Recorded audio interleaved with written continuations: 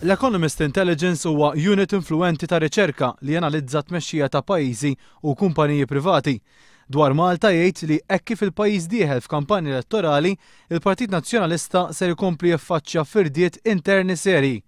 Il-Prim Ministru Laurence Gonzi sofra daqqa ta' ħart oħra bir-riforma ta' trasport pubbliku li fi kliem l-Economist Intelligence Unit falliet għal kollox u ġabet magħha ilmenti kbar fost in-nies u l-backbench tal-Gvern. Sitwazzjoni li waslet għal instabilità politika b'Laurence Gonzi jirbaħ il-vot fil-Parlament bil-vot tal-Speaker imma bl-ebda mod ma solva l-problemi li għandu fil-Gvern. L-Economist Intelligence Unit jikkritika wkoll it-tmexxija ekonomika tal-Gvern ta' Laurence Gonzi. Jgħid li d-deficit fl-ewwel nofs tas-sena 2011 skont il-kejl tal-Patt ta' Stabilità u Tkabbir tal-Unjoni Ewropea kien 25% ogħla milli kien fl-istess perjodu tas-sena l-oħra u tela għal 154 miljun euro.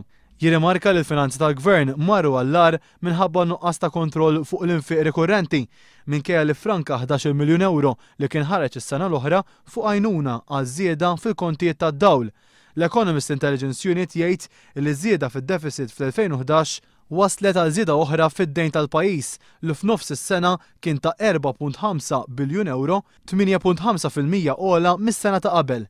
Ċifra li hija diġà 71 miljun euro ogħla mill-mira tal-Gvern għat-tmiem is-sena 2011.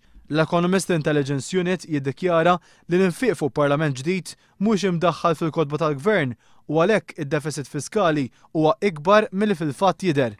Il-unit ta' analiżi u riċerka jtem jgħid li f'din is-sitwazzjoni titjib fil-qasam tas-saħħa u tisħiħ fil-pensjonijiet mhumiex mistennija jseħħu.